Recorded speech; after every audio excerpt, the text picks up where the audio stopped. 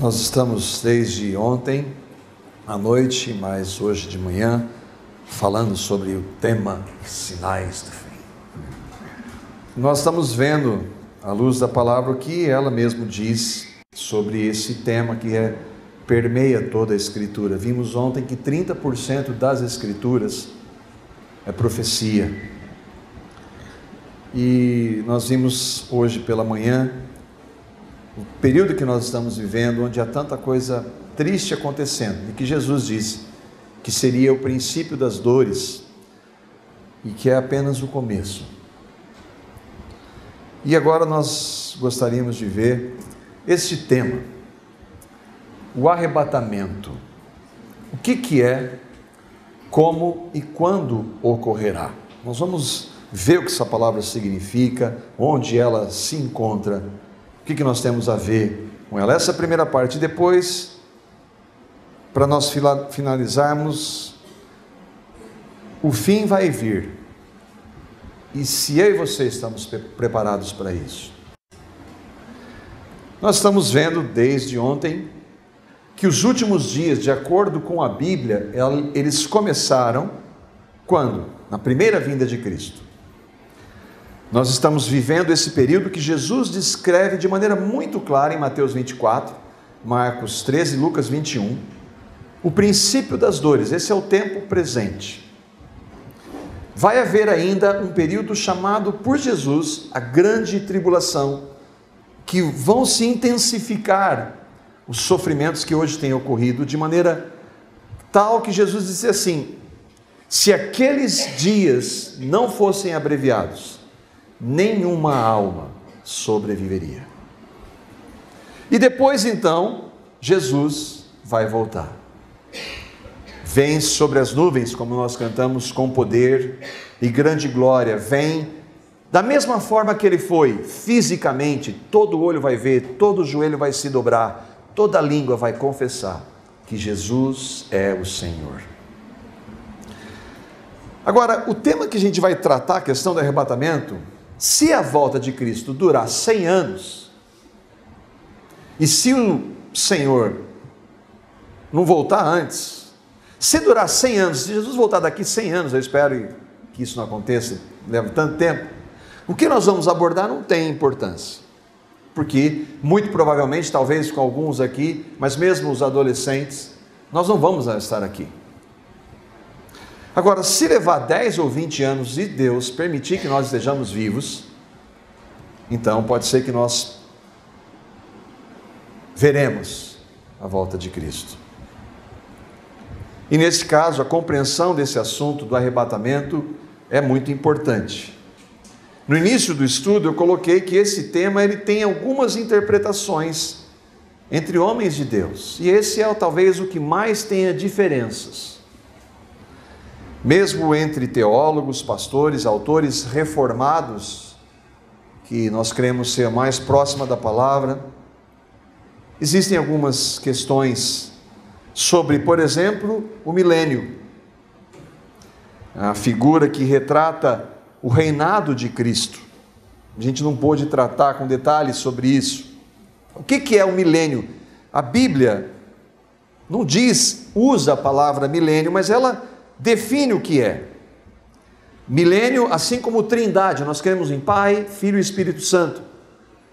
E atribuímos a essa realidade a palavra trindade, mas a palavra trindade não se encontra nas Escrituras. Mas Pai, Filho e Espírito Santo, um Deus que nós não compreendemos, é um Deus em 3 pessoas, isso é claro na palavra. O milênio não aparece, mas a expressão 1000 anos aparece. O que é milênio? É um período de tempo correspondente a 1000 anos. A expressão não acontece, mas 1000 anos acontece 6 vezes no capítulo 20 de Apocalipse. Versos 2, 3, 4, 5, 6 e 7. Para nós nos localizarmos, só para a gente saber. Verso 1 e 2 diz assim: vi descer do céu um anjo que trazia na mão a chave do abismo e uma grande corrente. Ele prendeu o dragão, a antiga serpente, que é o diabo e Satanás, e o acorrentou por 1000 anos. Isso aqui está acontecendo no milênio. Nós não conseguimos abordar isso nesses dias. Mas a expressão 1000 anos está aí para nós nos respaldarmos na palavra. Nenhum cristão descrê no milênio. Todo cristão crê no milênio. A grande diferença é como isso acontece, se esses 1000 anos eles são literais, 1000 anos, ou se é uma metáfora. E alguns irmãos pensam que é literal, outros pensam que é uma metáfora. E aí há 3 interpretações, só para a gente se localizar. A primeira delas chama-se pós-milenismo. A gente não precisa se ater ao nome, mas o significado, o que ele significa? O milênio não é literal, o mundo vai ficar cada vez melhor, então Cristo voltará, julgará o mundo, criará novos céus e nova terra. Essa é uma compreensão que existem irmãos que pensam assim. Outros são chamados de amilenistas. Eles também acreditam que o milênio, os 1000 anos, Jesus está dizendo ali, ou João está escrevendo, não são 1000 anos literais, mas é uma linguagem figurada. E eles acreditam que Jesus já está reinando. Onde? No céu. E ele está realmente assentado à direita de Deus Pai. Mas a questão é se ele está reinando literalmente, não vai haver um reino literal. Agora, eles creem que o mundo vai ficar pior, cada vez pior, vai vir a grande tribulação e Jesus vai estabelecer novos céus e nova terra. O milênio para eles já está acontecendo. E o outro grupo, que é o que nós cremos, chama-se pré-milenismo. Nós concordamos com os irmãos, o mundo vai ficar pior, Jesus disse isso é claro. Ele vai voltar. E depois, e aí que nós cremos que esses 1000 anos são 1000 anos literais. Jesus vai reinar sobre esta terra por 1000 anos. Depois ele vai julgar o mundo e vai criar novos céus e nova terra. Aqui para a gente ver no gráfico, o pós-milenismo, os 1000 anos estão acontecendo, ele não é literal, portanto. O amilenismo também está acontecendo, não é literal. E aqui entra o pré-milenismo. Primeira vinda já aconteceu, princípio das dores nós estamos vivendo, a grande tribulação vai acontecer, a volta de Cristo vai acontecer e Jesus vai reinar por 1000 anos. O que importa isso nós cremos? Se nós cremos em Cristo, como vai acontecer? Não tem relevância. Agora, se a palavra diz, nós devemos buscar compreender à luz da palavra. E um irmão querido, R.C. Sproul, ele fala sobre isso, como nós devemos, entre irmãos que discordam sobre isso, lidar. À luz dessas diversas posições bíblicas, resista à tentação de ser dogmático sobre esta questão. Evite o escândalo da divisão sobre nuances doutrinárias que não são relativas à salvação, ou seja, sobre isso nós podemos em amor discordar. Quarta-feira mesmo conversava um pouco com o Thomas e a gente estava falando sobre isso, de maneira que pela graça é possível a gente discordar um pouco disso e aí tentar convencer um outro no bom sentido, com graça, com misericórdia, respeitar, porque que nos une? Se vai ser antes, durante ou depois, não importa, a gente vai estar lá. E eu vou poder dizer, está vendo, Tom, você estava errado. Mas na verdade isso não tem importância para nós. Agora, esse é o primeiro debate, o milênio. O segundo é o arrebatamento. O encontro com o Senhor nas nuvens. E essa figura aí, ela retrata um pouco o que vai ser isso, de maneira tão pequena. Essa palavra arrebatamento também não se encontra na Bíblia. O conceito dela é claro. E ela é retirada de 1 Tessalonicenses, no capítulo 4, os versículos 13 a 18. Nós vamos ler lá. Mas para a gente poder entender um pouquinho, só para a gente se localizar, aqui tem uma foto da cidade de Tessalônica, na Grécia, hoje. E ela foi construída por volta do ano 316, durante o Império Grego. Nós vimos a sequência, o Império Babilônico, Medo-Persa, o Império Grego. Durante o Império Grego, essa cidade foi construída. Algumas realidades sobre a cidade, dados sobre a cidade de Tessalônica na época de Cristo. Primeiro, a igreja na cidade, ela foi fundada por Paulo, Atos 17, de 1 a 14, diz que foi Paulo quem implantou a igreja. Entenda, é importante nós entendermos, a igreja não é uma estrutura física. Igrejas são todos aqueles que creem em Cristo. Então Paulo pregou a palavra lá, Deus revelou Cristo para algumas pessoas, houve conversão, salvação, e a igreja começou ali. Muito provavelmente, como a igreja tinha um início, nas casas, eles se reuniam nas casas. Então a igreja teve esse início pela pregação de Paulo em Tessalônica. A data de fundação, quando que começou? Aproximadamente no ano 50 depois de Cristo, quando Paulo pregou a palavra lá. E uma realidade que acontecia na igreja, lembra que nós falamos, das evidências da volta de Cristo é a perseguição. Desde o início, os cristãos tessalonicenses sofreram perseguição, especialmente dos judeus. Lembra dos judeus, dos judaizantes, que queriam colocar regras, perseguiam, e depois pelo Império Romano, que não poderiam aceitar um Senhor, porque César era o Senhor, e Jesus é o Senhor, então não podia haver dois senhores. Então eles sofriam muito. Isso a gente vê que toda a história, a realidade da igreja de Cristo, foi de sofrimento, foi de perseguição. E o quarto ponto, a primeira carta de Paulo aos Tessalonicenses foi escrita provavelmente um ano mais tarde. Os números obviamente não são exatos, Paulo não escreveu lá, estou escrevendo hoje no dia tal, mês tal. Mas os estudiosos, e por pesquisas na palavra, com fontes extrabíblicas, a gente pode compreender que Paulo, então, escreve essa carta pouco depois de iniciar a igreja em Tessalônica.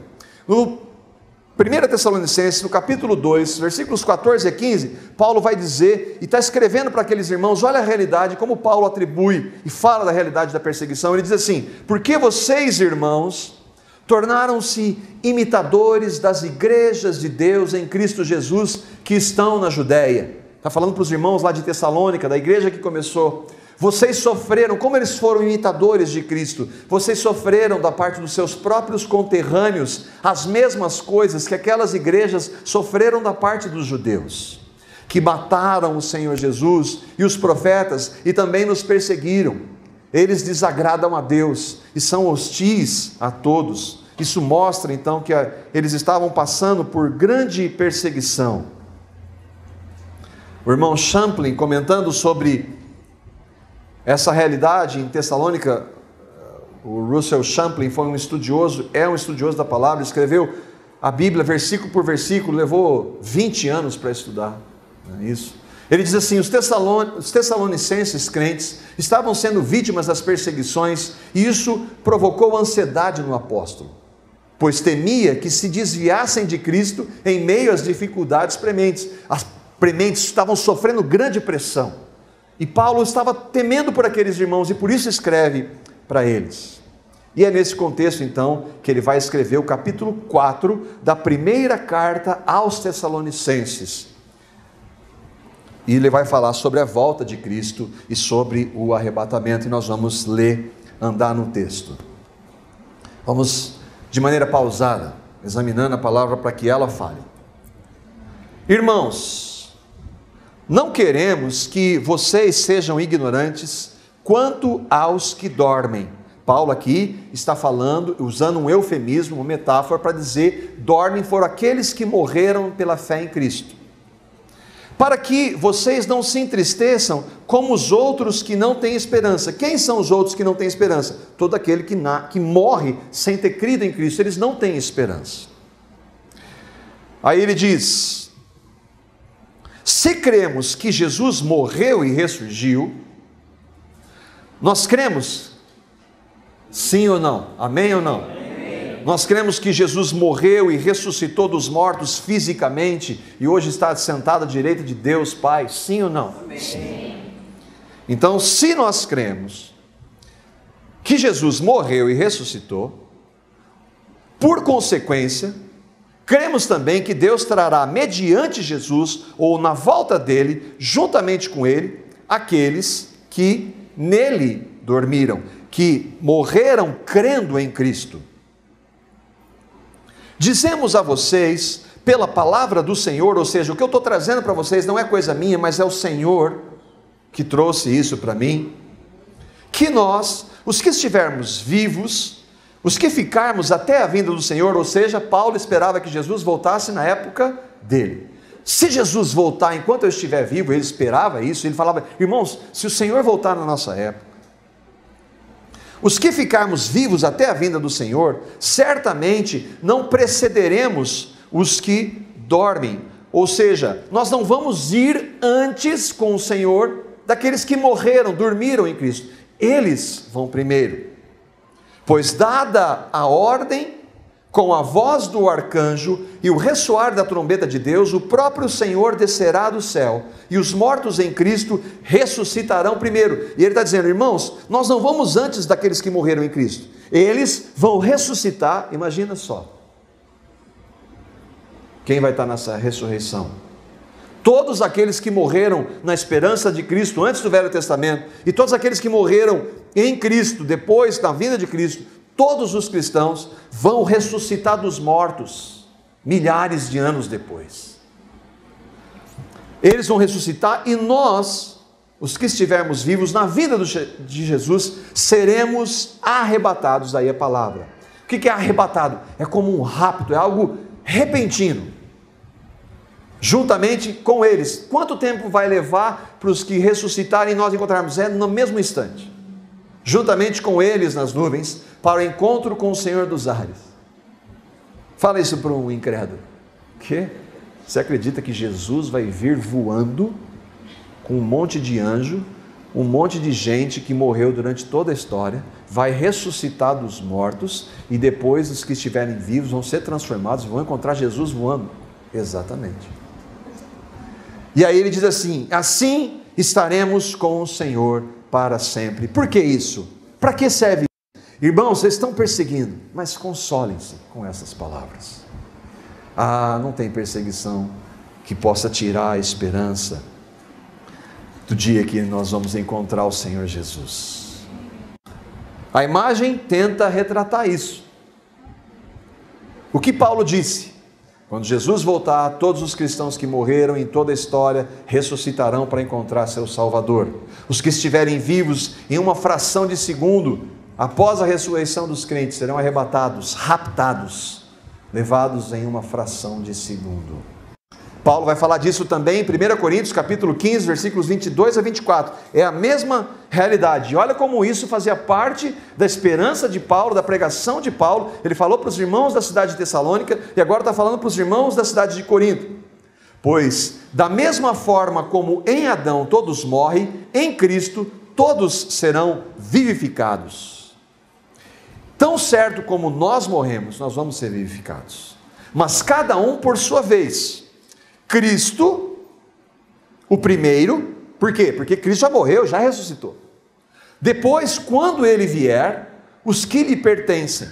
Então virá o fim, quando ele entregar o reino a Deus, o Pai, depois de ter destruído todo o domínio, a autoridade e poder.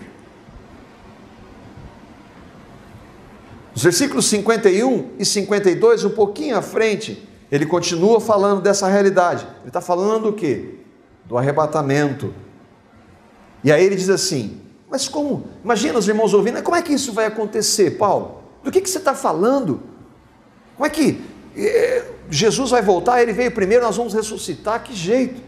E aí ele diz assim: eis que eu lhes digo um mistério, que até então, até então não era revelado, e Deus usa Paulo para revelar.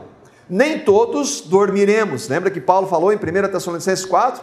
Os que dormiram, nem todos dormiremos. Mais uma vez, Paulo está se colocando aqui. Nós não vamos, nem todos vamos morrer. Eu espero que Jesus volte na época, enquanto eu estiver vivo.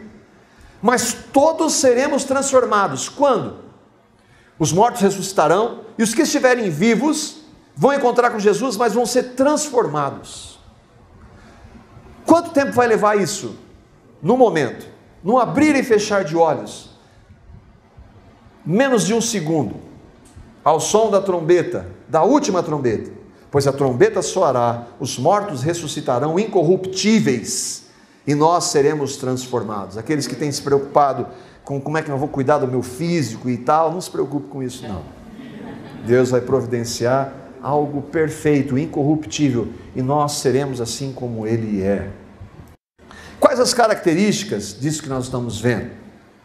As características desse arrebatamento, de acordo com a palavra de Deus, de acordo com a palavra do Senhor, ele vai ocorrer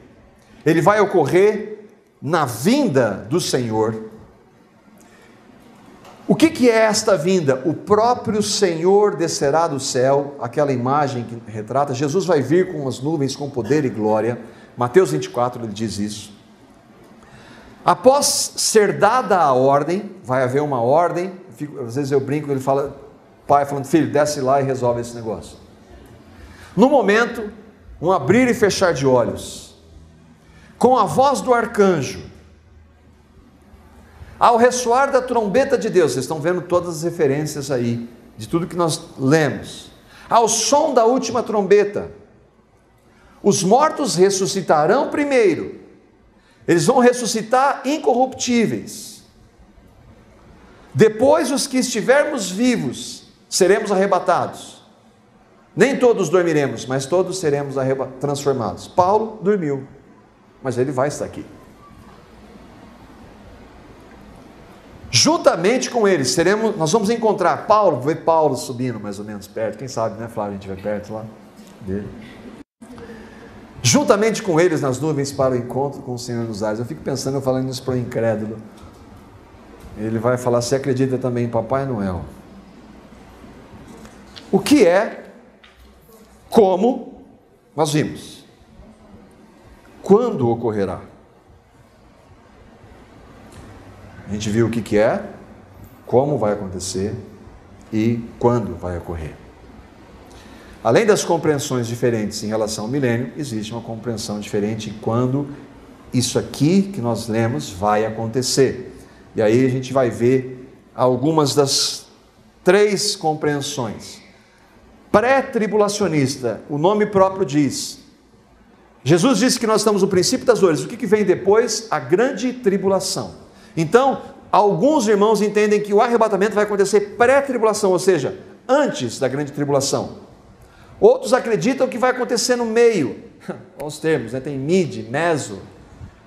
Que eles dizem que vai acontecer no meio. Mas como meio, se nós não sabemos exatamente o tempo? Porque alguns irmãos entendem que esse período vai levar 7 anos. Então vai ser 3 anos e meio. Existem algumas passagens da palavra que dão a compreender isso, de um período de 7 anos de grande tribulação, mas não dá para ser dogmático em relação a isso. E aqueles que creem no pós-tribulação.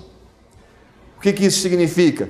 Que o arrebatamento, a ressurreição dos mortos em Cristo e a transformação dos que estiverem vivos vai acontecer no mesmo momento que Jesus voltar.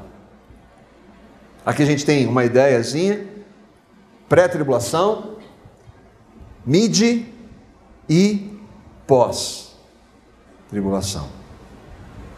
Destas interpretações, a mais conhecida é a pré-tribulacionista. E ela se disseminou, especialmente por causa dos Estados Unidos e especialmente por causa de uma universidade que tem um grande homem de Deus chamado Charles Swindoll, que é a Universidade de Dallas, Teológica de Dallas. Eles divulgaram essa ideia do pré-tribulação através de uma Bíblia que talvez você já tenha ouvido falar, Scofield, e ela tem comentários, e nos rodapés ela diz, ela sempre vai partir dessa interpretação, de que o arrebatamento vai acontecer antes da volta de Jesus, e várias justificativas eles usam para defender essa posição. Esta é a série Deixados para Trás, ou Left Behind. Ela é a série de ficção de maior produção na história. 65 milhões de cópias em todo o mundo. E eles tratam sobre o arrebatamento. E aí eles fizeram uma série de filmes, e agora esse filme estava passando há 2 ou 3 semanas atrás, nós fomos ver.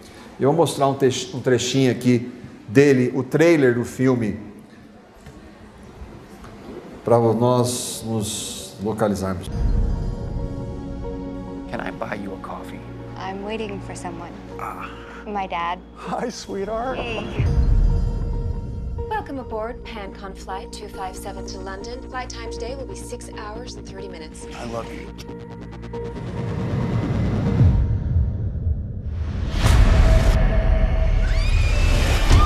People from all over this plane have simply vanished. One of these days, the mountains are gonna fall into the sea. Irene knew this was coming. The way it happened. How could she know that? Hold me here. He took them to protect them from the darkest time in the history of this world. I have no spoilers, no flaps, no elevators, and if I run this thing dry, no reverse thrust. I need some room.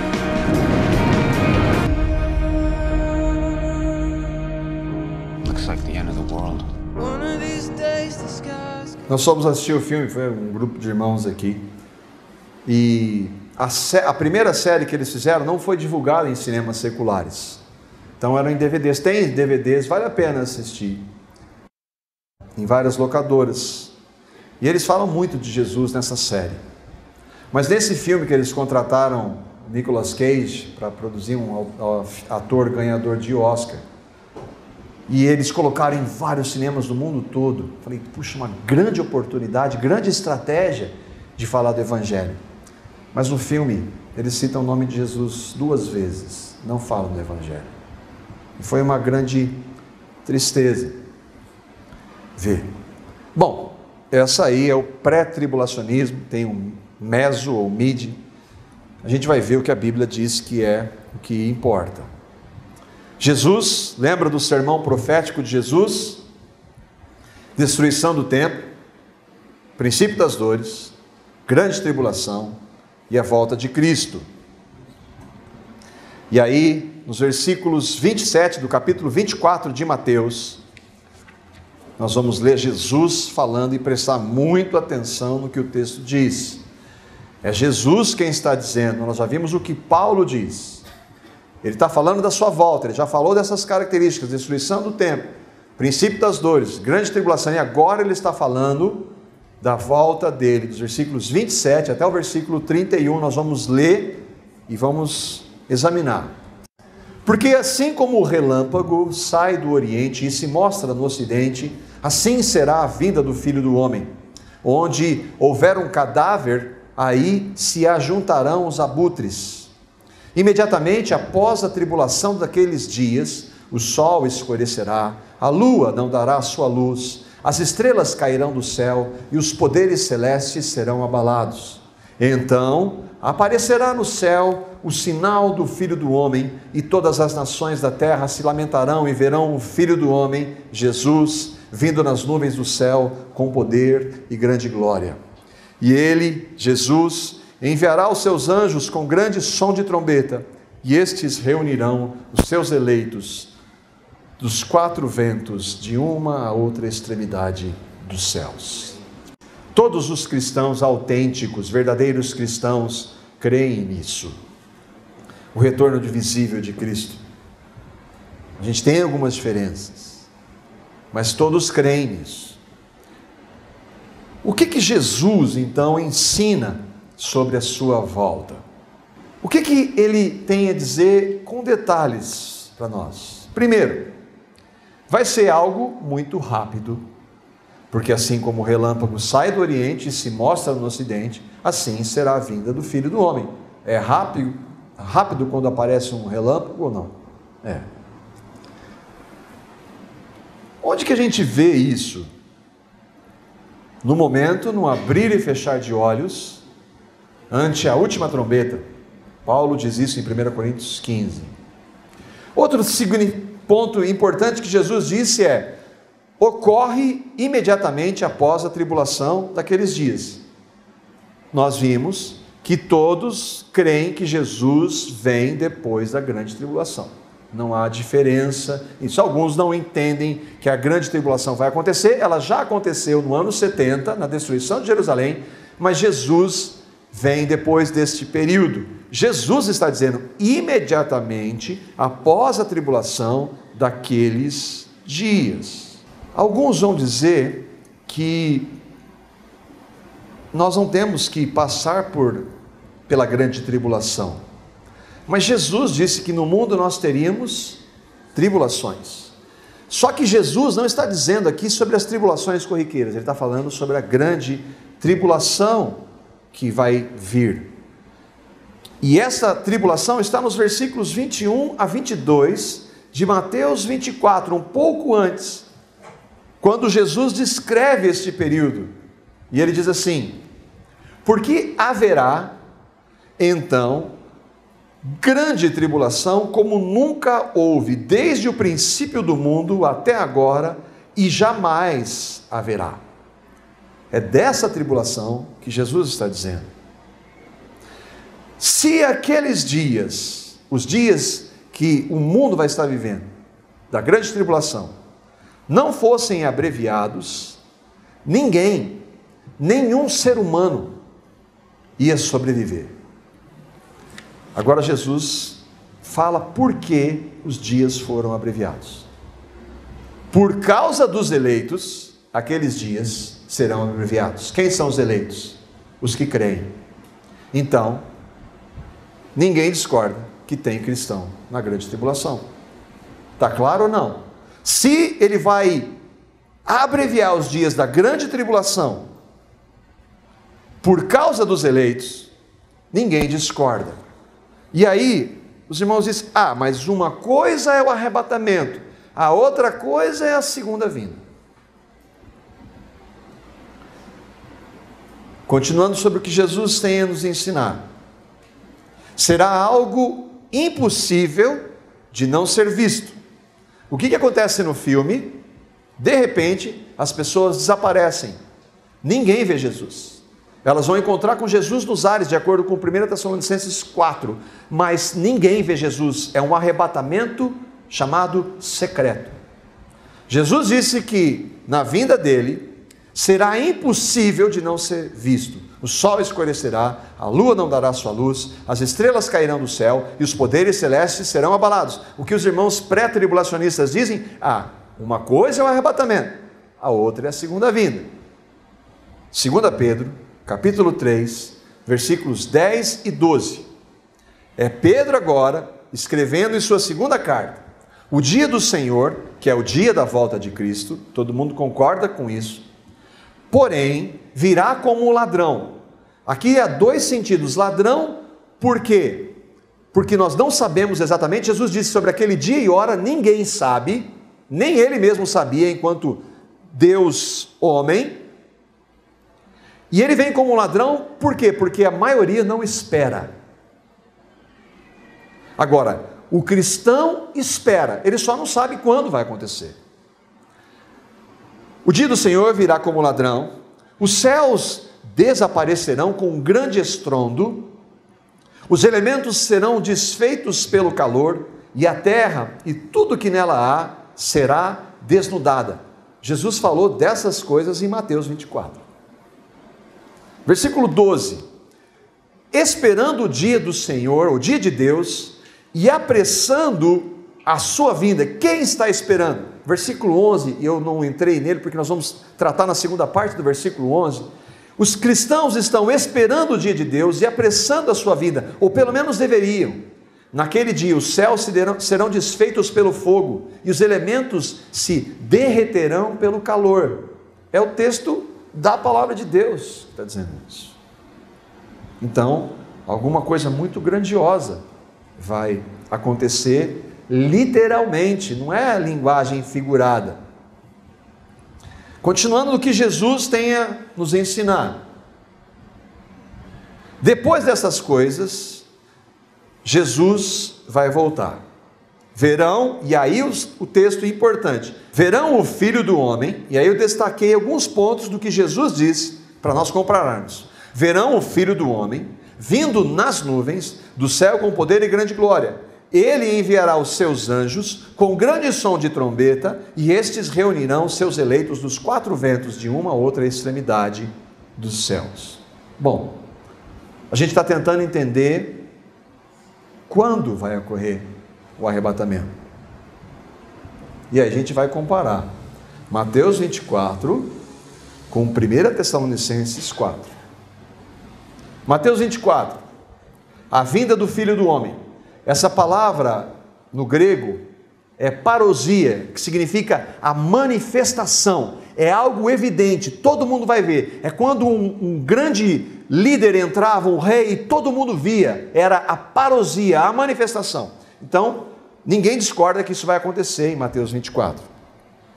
Só que a vinda do Senhor, em 1 Tessalonicenses 4, é exatamente a mesma palavra. Então, não é algo em secreto. É a parousia. Mesma palavra de Mateus 24, está em 1 Tessalonicenses 4. Em Mateus 24, nós vemos Jesus vindo nas nuvens do céu. Em 1 Tessalonicenses 4, nós vemos que seremos arrebatados com aqueles que ressuscitaram juntamente com eles nas nuvens. Em Mateus 24, ele enviará os seus anjos. Em 1 Tessalonicenses 4, com a voz do arcanjo, com grande som de trombeta, Mateus 24, e o ressoar da trombeta, 1 Tessalonicenses 4, reunirão os seus eleitos, os cristãos, seremos arrebatados juntamente com eles. Irmãos, um princípio fundamental de estudo da palavra de Deus é: a Bíblia explica a Bíblia. O que Paulo está fazendo, ele está revelando um mistério e detalhando, trazendo mais detalhes do que Jesus disse em Mateus 24. Lembra que, assim como hoje pela manhã, nós pegamos os textos da Bíblia que falam sobre falsos profetas, lemos um a um dos textos e depois mostramos o que alguns homens têm dito e feito em nome de Jesus, em nome de Deus. A conclusão, à luz do que a Bíblia diz, fica para cada um de nós. Paulo está falando de um evento separado do que Jesus disse ou do mesmo? Se for do mesmo, o arrebatamento vai acontecer na volta de Cristo, depois dele voltar. E se isso acontecer daqui 10, 20 anos, muito provavelmente, se ele permitir, nós estivermos vivos, nós vamos presenciar isso. Só que antes disso, vem a grande tribulação. 2 Tessalonicenses, Paulo vai escrever para aqueles irmãos lá que estavam sofrendo. Ele escreve a segunda carta, menos de um ano depois de ter explicado o que é o arrebatamento. Ele escreve a segunda carta porque estava acontecendo algo ali. Presta atenção. Irmãos, quanto à vinda do nosso Senhor Jesus e o nosso encontro com Ele, rogamo-vos a vocês. Irmãos, vocês aí de Tessalônica, eu acabei de escrever a primeira carta, estou escrevendo de novo para falar da vinda dele. Rogando a vocês. Eu estou insistindo com vocês. Quanto à vinda do nosso Senhor Jesus, a parousia, a manifestação de Jesus e a nossa reunião com Ele. Ele está falando o arrebatamento, a vinda do Senhor e a nossa reunião. Eu espero estar nesse grupo. Eu rogo a vocês, eu imploro para vocês, irmãos. Versículo 2 e 3. Que não se deixem abalar, nem alarmar tão facilmente, quer por profecia, quer por palavra, quer por carta, supostamente vinda de nós, como se o dia do Senhor tivesse chegado. Não deixem que ninguém os engane de modo algum. Irmãos, não deixem que alguém, dizendo-se Paulo, escreva uma carta falando o que vai acontecer. Jesus ainda não voltou. Quando ele voltar, nós vamos ser arrebatados. E aí ele dá uma característica muito clara de o que tem que acontecer para a volta de Jesus. Versículos 3 e 4. Antes daquele dia, que dia, irmãos? Do dia que ele voltar e nós nos encontrarmos com ele. virá a apostasia. O que é apostasia? Nós já estamos vendo apostasia hoje. Muitos se dizendo cristãos, professando o nome de Jesus, se afastando dos fundamentos. Durante toda a história isso aconteceu. Mas vai haver um momento de intensa apostasia. Então, aquele dia, o dia do Senhor, não virá. Ou antes daquele dia, virá a apostasia. E então será revelado o homem do pecado, o filho da perdição, e este se opõe e se exalta acima de tudo o que se chama Deus. Quem é este? Todos os cristãos sabem que Paulo está falando aqui do anticristo. Então, irmãos, a vinda do Senhor e a nossa reunião com Ele não vai acontecer sem que antes haja uma grande apostasia e que o anticristo se manifeste. Sabe o que os irmãos pré-tribulacionistas dizem? Que o anticristo vai se manifestar na grande tribulação. Há um consenso. Então, se ele se manifesta na grande tribulação, e Paulo está dizendo, a nossa reunião com Cristo não vai acontecer sem que antes ele se manifeste, o que nós estamos vendo? Nós vamos passar por esse tempo. Irmãos, ele falou assim, não deixe que ninguém os engane, quer por palavra, quer por epístola, como se tivesse vindo de nós. Aquele dia não vai acontecer sem que antes aconteça o aparecimento do anticristo. Os irmãos da mídia dizem, está vendo? Vai ser depois que o anticristo, antes do anticristo surgir, porque ele já surgiu, mas ele não começou a perseguir os cristãos ainda. É sempre uma ideia de, nós estamos na graça, e a graça nos isenta da perseguição, acho que não. Pelo menos, nenhum dos nossos irmãos que trouxeram a palavra para nós foram isentos da perseguição. E na história da igreja, milhões morreram por amor a Cristo e eles estavam vivendo o período da graça. É verdade, eles dizem, Deus não nos destinou para a ira, é verdade. Mas o texto que diz, Deus não nos destinou para a ira, diz assim, mas para a salvação por meio de Cristo Senhor, Jesus o nosso Senhor. Ele está falando de salvação eterna e não de tribulação.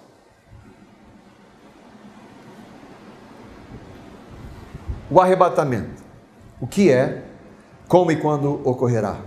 De acordo com a palavra do Senhor, na vinda do Filho do Homem, na vinda do Senhor, a vinda do nosso Senhor Jesus Cristo, os 3 textos. Será como o relâmpago que sai do Oriente e se mostra no Ocidente, no momento, no abrir e fechar dos olhos. Ele enviará os seus anjos com voz de arcanjo, com grande som de trombeta, ao ressoar da trombeta, ao som da última trombeta. Não é possível que eles estejam falando de eventos diferentes. Os mortos ressuscitarão primeiro, os mortos ressuscitarão incorruptíveis. Depois, os que estivermos vivos seremos arrebatados. Nem todos dormiremos, mas todos seremos transformados. O que acontecerá na volta de Cristo?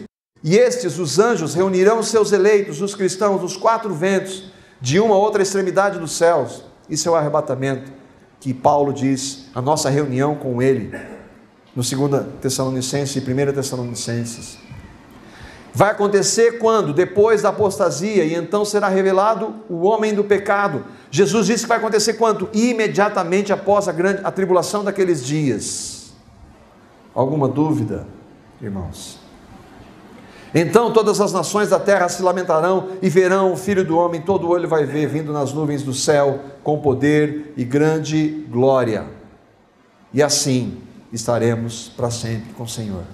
Irmãos, ele estava falando, irmãos, vocês estão sendo perseguidos aí em Tessalônica, mas o Jesus vai voltar, vai nos levar. Consolem-se nessa situação de grande perseguição que vocês estão passando. Amém.